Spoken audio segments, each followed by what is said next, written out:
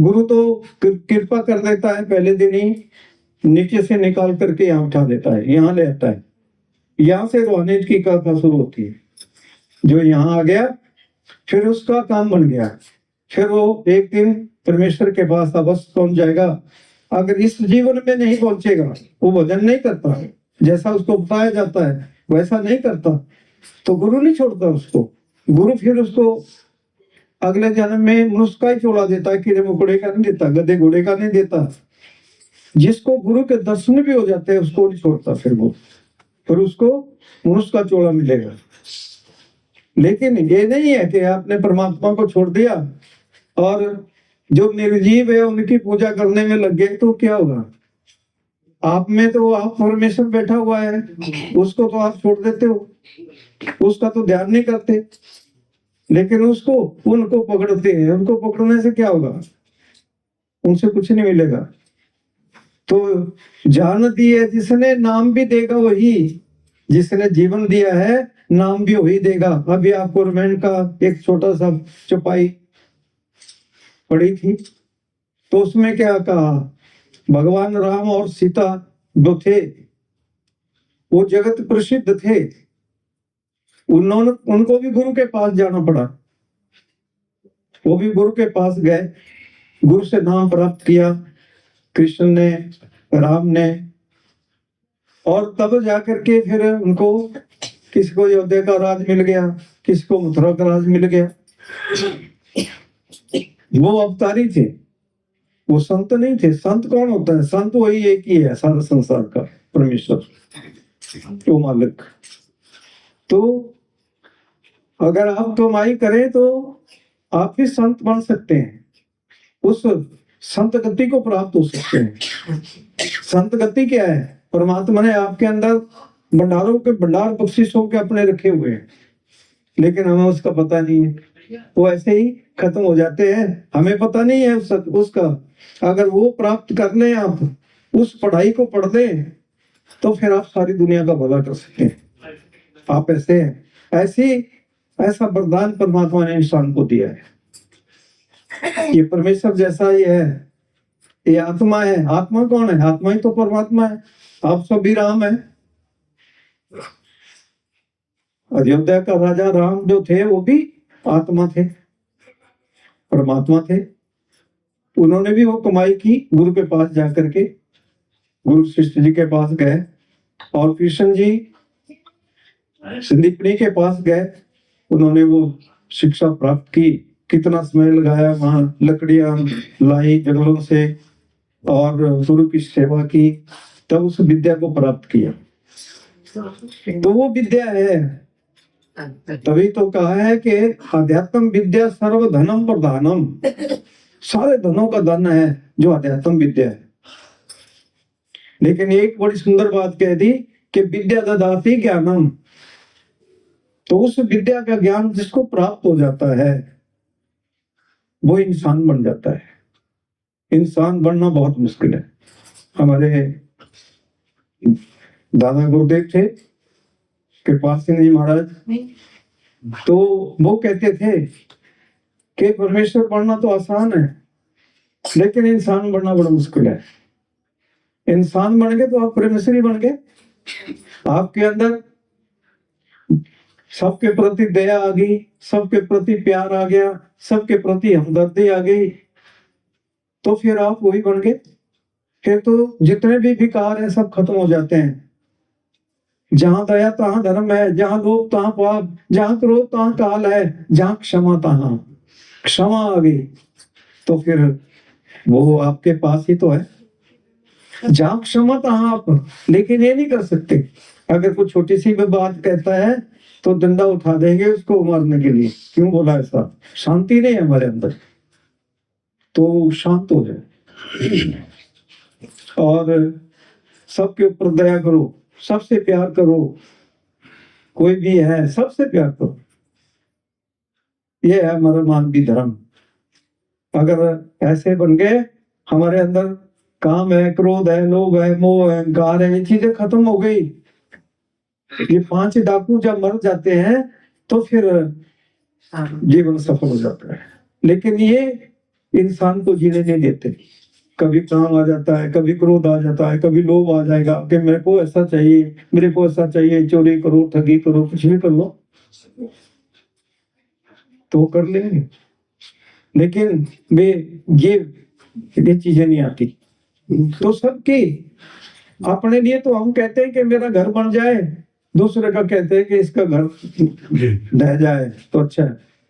तो पहले तो दूसरे के लिए मांगो कि चलो इसके कोठी बन जाए, इसके अच्छा, सबके अच्छे मकान बन जाए, तो आपका तो स्वतः ही काम हो जाएगा। जो दूसरों का भला मांगता है उसका स्वतः ही भला हो जाता है।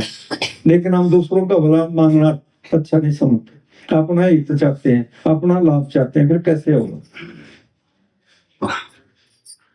तो दया का भाव जब तक नहीं है तब तक कुछ नहीं बनता। तो तभी कहा कि जहां दया तहां धर्म है, जहां लोभ तहां पाप, जहां क्रोध तहां काल है, जहां क्षमा तहां आप। दया से धर्म होता है, दया धर्म का मूल है, पाप मूल अभिमान। तुलसी दया न छोड़िए जब तक घट में प्राण। तो ये महापुरुषों के वचन है, एक एक वचन करोड़ करोड़ रुपए अनमोल है। करोड़ रुपए तो क्या होते, अनमोल वचन। धर्म भी तभी आएगा, धर्म ये नहीं है कि घंटियां बजाते रहे आप तो उससे धर्म बढ़ जाएगा, इससे कुछ नहीं होता। धर्म तो जब तक आपके अंदर सबके प्रति दया आएगी तभी धर्म बढ़ेगा, दया से धर्म होता है। तो इसलिए तभी महापुरुषों ने कहा कि दया जरूरी है और प्रेम सबसे बड़ी ऊंची चीज है। जिन प्रेम कियो तिन ही प्रभ पायो। जिसने प्रेम किया उसी ने परमेश्वर को पाया है, वही पा सकता है।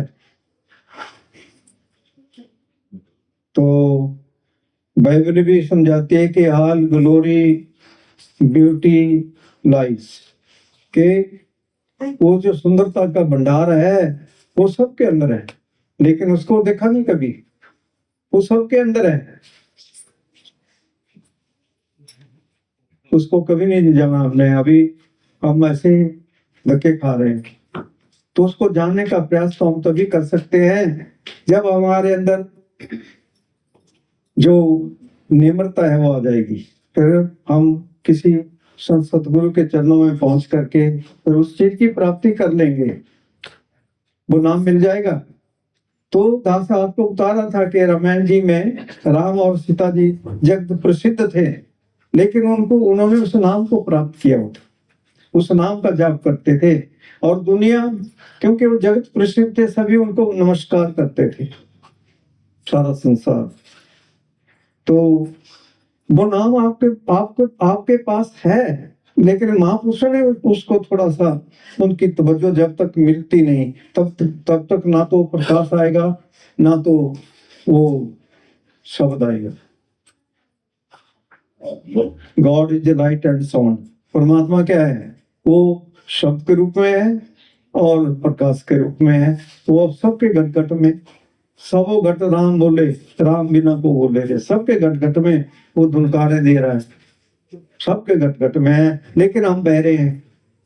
पता नहीं है इंसान को। काल ने जगत अजब भरमाया, मैं क्या क्या करूं बखान। जो साधन थे पिछले युग के, सो करी घूमे किए प्रवान।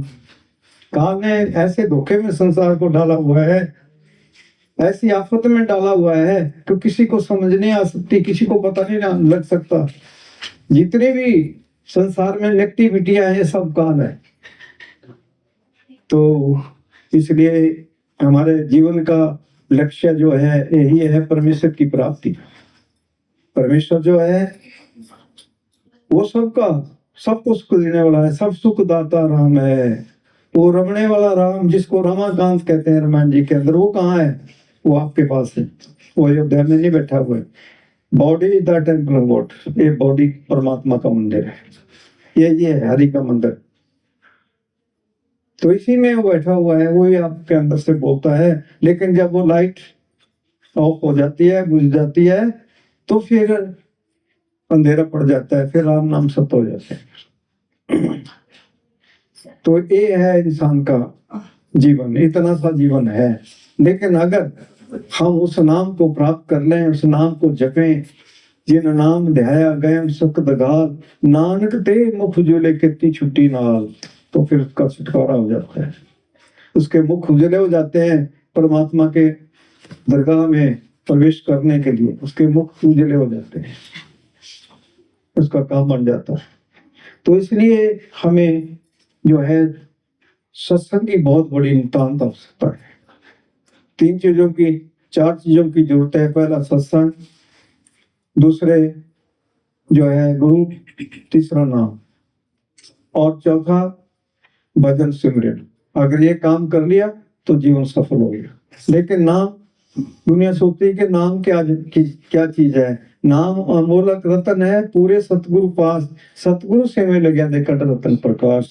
तो नाम वो अमोलक वस्तु है, वो आपके पास ही है, लेकिन गुरु आपको बता देगा, बिठाएगा और प्रकाश ही प्रकाश कर देगा, और वो धारा चल पड़ेगी, वो धारा चल पड़ेगी कि रोम रोम से चलेगी। जब आप कमाई करेंगे तो फिर 3 कोर्स है आपके। पहला सुमिरन का होता है, चलते फिरते बैठ करके कर लो, जैसे भी कर लो, सुमिरन का है।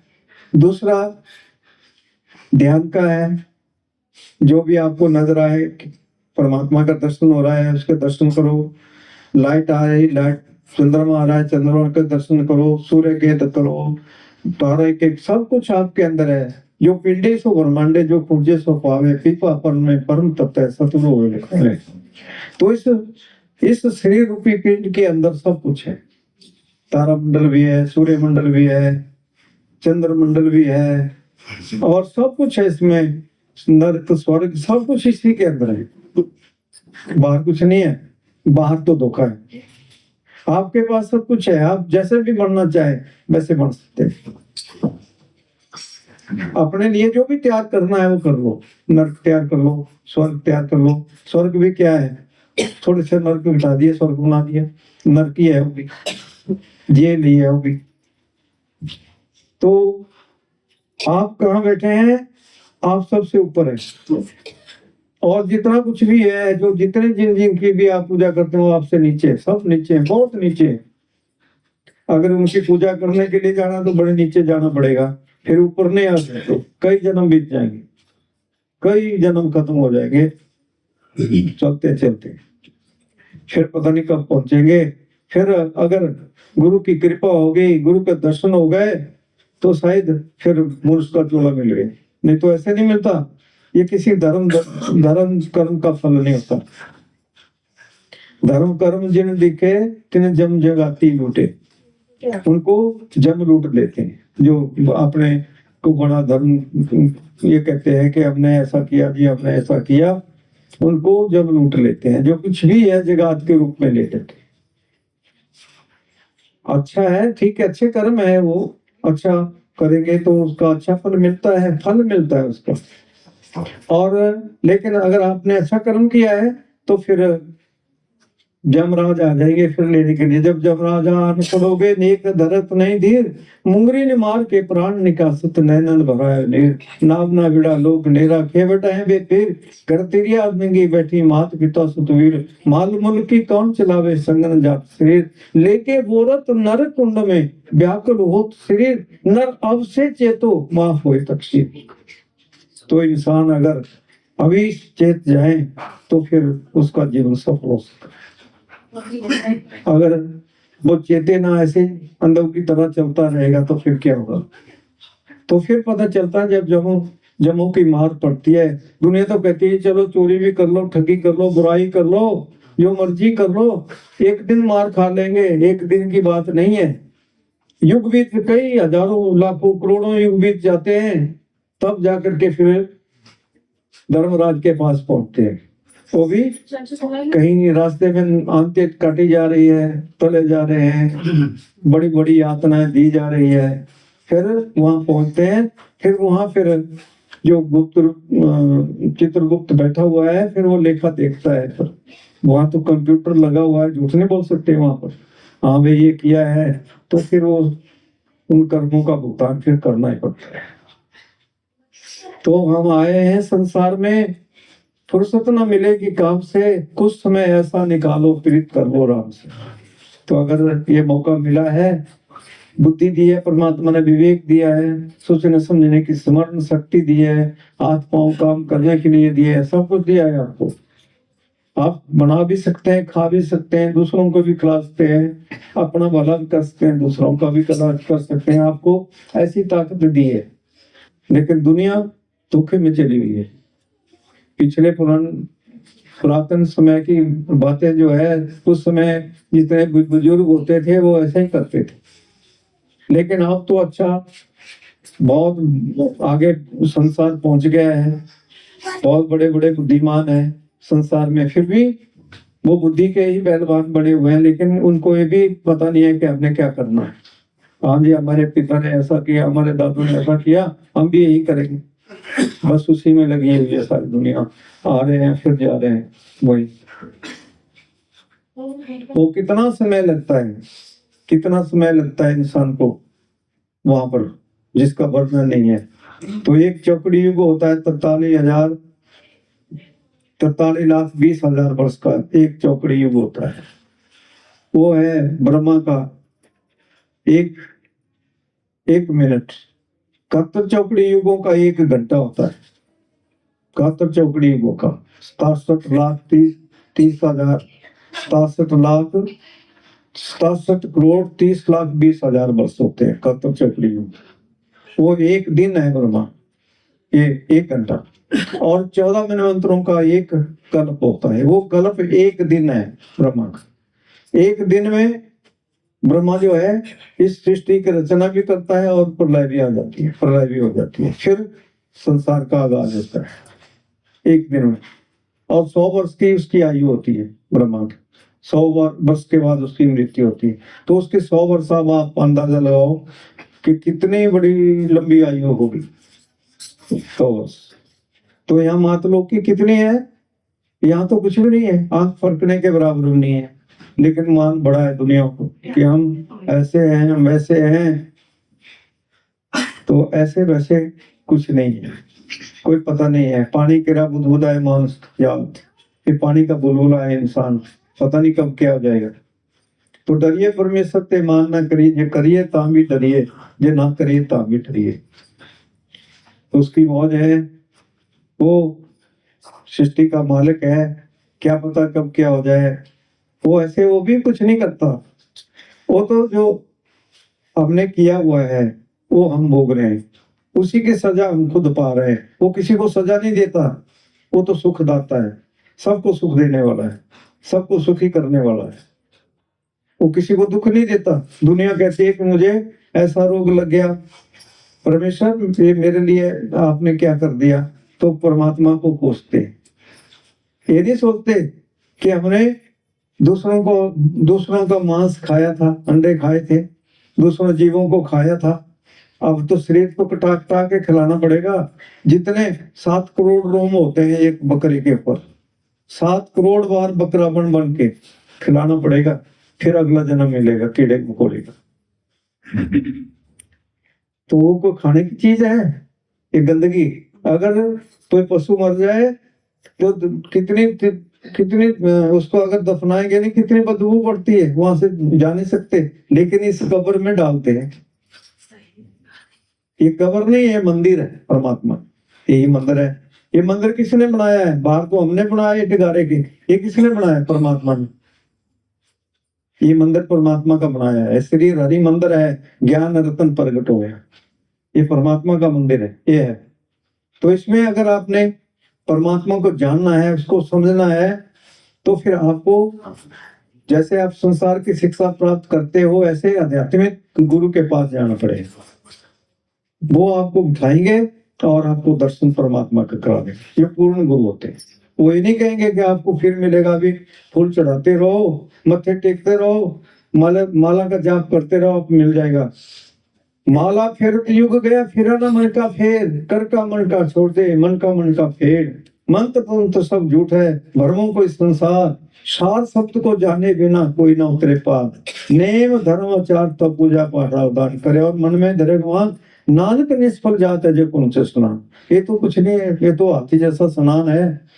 हाथी स्नान करता है कि मिट्टी डाल देता है, बस वही हाल है इंसान का। तो वही करते रहे तो फिर क्या कमाए। तो दास एक जगह कहीं सत्संग करने के लिए जाया करता था, जैसे आपके पास आज आया हुआ है दास, ऐसे जाया करता था। तो बहुत से संगत वहां इकट्ठी हुई थी और सत्संग हुआ, तो उनके दिमाग में बात बैठ गई, तो उन्होंने कहा जी हमने भी नाम लेना है। तो एक लड़की थी 24-25 साल की, उसका एक बेटा था 6 महीने का, तो वो भी बैठ गई नाम लेने के लिए कि मैंने भी लेना है। तो थोड़ी देर के बाद वो खड़ी हो गई कि महाराज मैं अभी नाम नहीं ले सकती क्योंकि मेरा पति नहीं है साथ में, तो हम ये इकट्ठे लेंगे। मैं कहा बेटा बात ऐसी होती है कि कल का क्या पता, कल नाम है काल का, क्या पता वो कब ग्रास कर देगा, कोई पता है किसी को? कल कल का क्या भरोसा है? कोई कह सकता है कि भाई मैं कल भी रहूंगा? कोई पता नहीं है। अगला अगला महीना आपका आएगा कि नहीं आएगा? आप कहते हैं कि मैं अगले महीने नाम ले लूंगी, वो आएगा कि नहीं आएगा कोई पता नहीं होता। तो जब अगली बार गया, वहां सत्संग रखा था, तो वहां पता चला भी वो तो आज 14-15 दिन हो गए उसको गुजर गई। स्कूल की टीचर थी, गुजर गई। तो क्या पता लगता है इंसान का। लेकिन चलो फिर भी उसको गुरु के दर्शन हो गए थे, दर्शन हो गए उसको, तो उसके ऊपर भी कोई कृपा हो जाएगी, कोई ऐसी बात नहीं होती है। दर्शन भेंटत पाप सब नासे, हर्षों देई मिलाई, मेरा गुरु परमेश्वर सुखदाई, पार ब्रह्म का नाम दड़ाया थे उसका।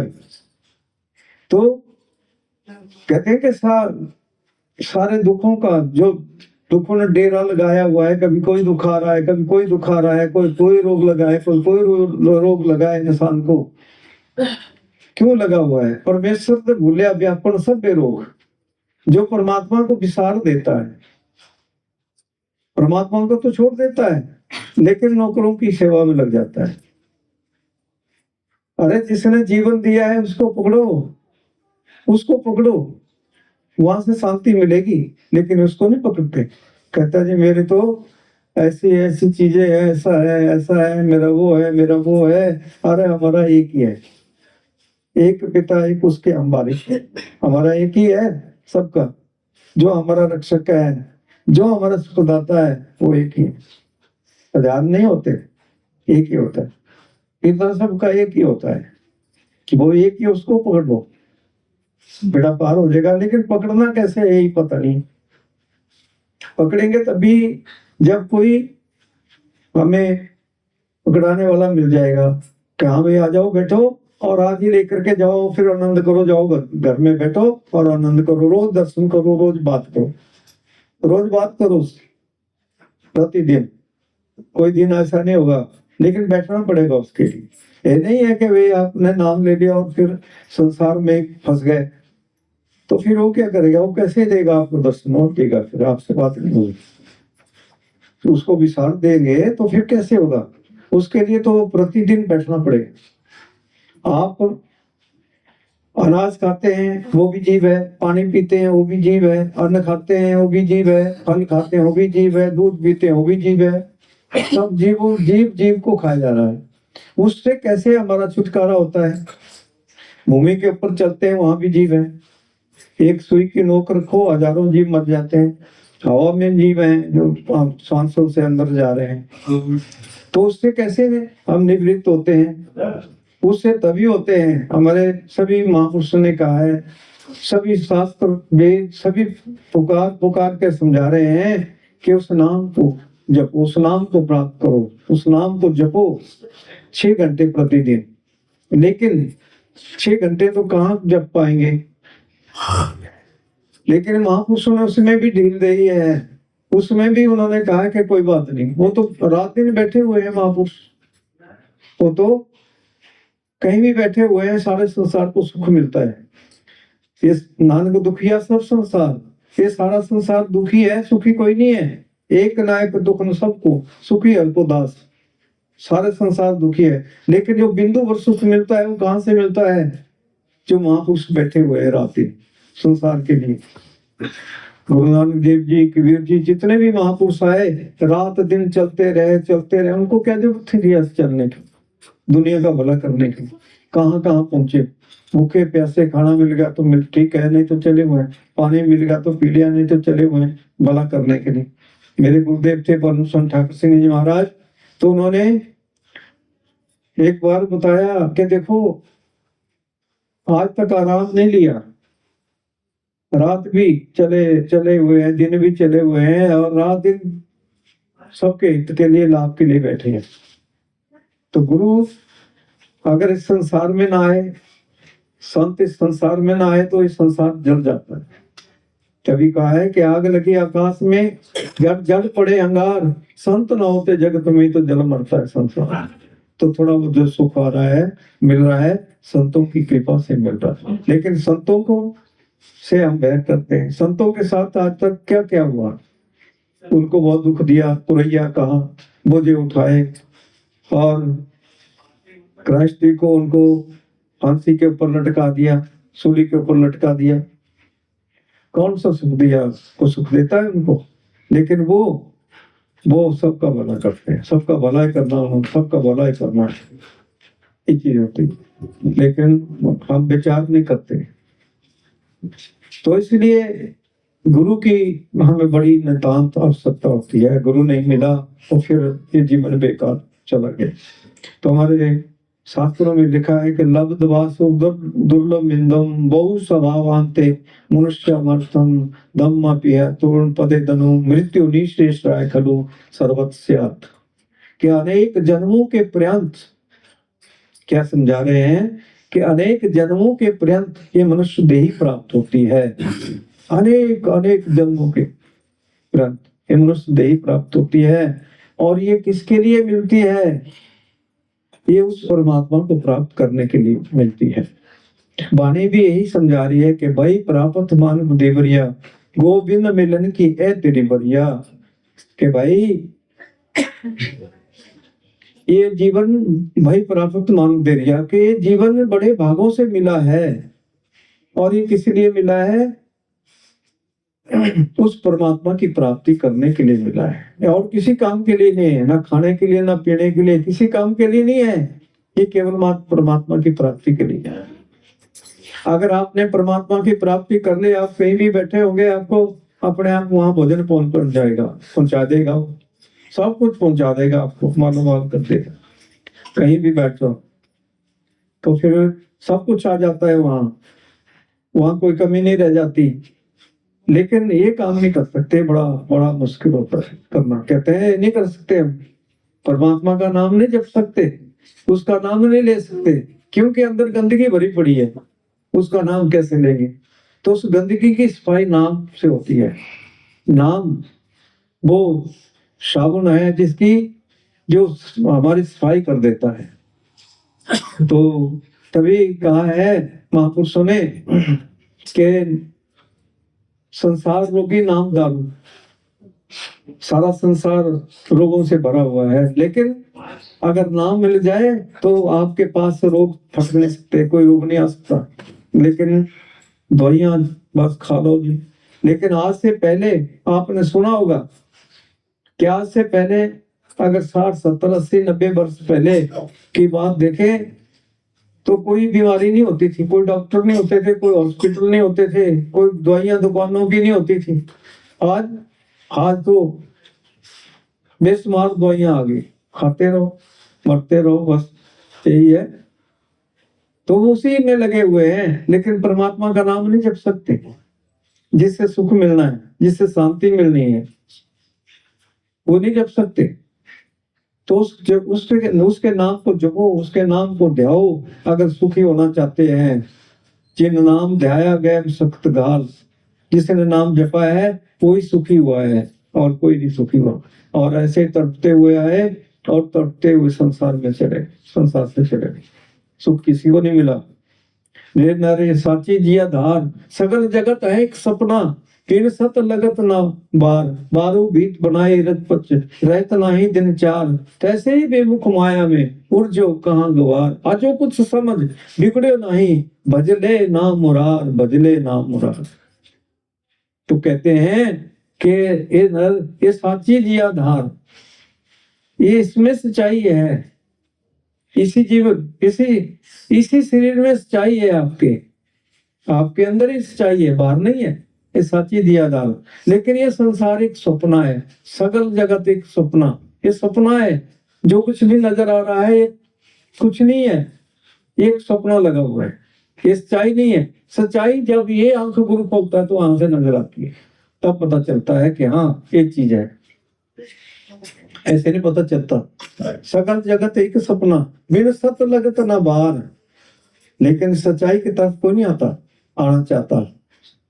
बाद वो भीत बनाई, तो अगर रेत की दीवार हो तो उसके ऊपर पानी की बूंदे पड़ती है तो वो ढह जाती है। ऐसे ये भी एक रेत की दीवार है, एक बूंद पड़ती है तो खत्म हो जाता है। एक बुलबुले की तरह है इंसान, कुछ नहीं है, क्या पता कब क्या गना है।